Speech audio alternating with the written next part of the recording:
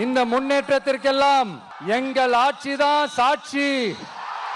அப்படி இப்படின்ட்டு இந்த அடுக்குமொழியில பேசி பேசி அது நம்ம கேட்டு கேட்டு காதுல இருந்து ரத்தம் வந்ததான் மிச்சம்.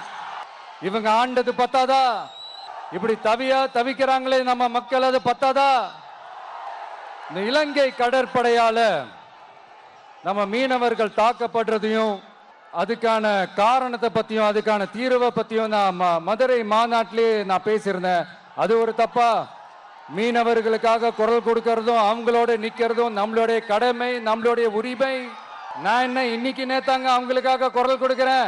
இதே நாகப்பட்டினத்துல 14 வருஷத்துக்கு முன்னாடி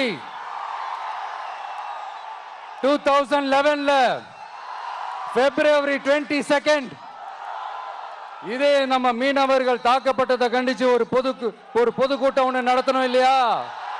இந்த விஜய் களத்துக்கு வர்றது ஒண்ணு புதுசு இல்ல கண்ணா. எப்போ எப்போ எப்போ வந்தாச்சு.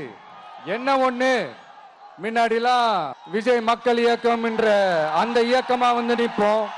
இப்ப தமிழக வெற்றி கழகம் என்ற அந்த ஒரு அரசியல் இயக்கமா வந்து நிக்கிறோம். அவ்வளவுதான் வித்தியாசம். அன்னைக்கும் சரி, இன்னைக்கும் சரி, இனிமேலும் சரி, மக்களுக்காக மக்களோட நிக்கிறது தான். இது புரிய வேண்டியவங்களுக்கு புரிஞ்சா சரி.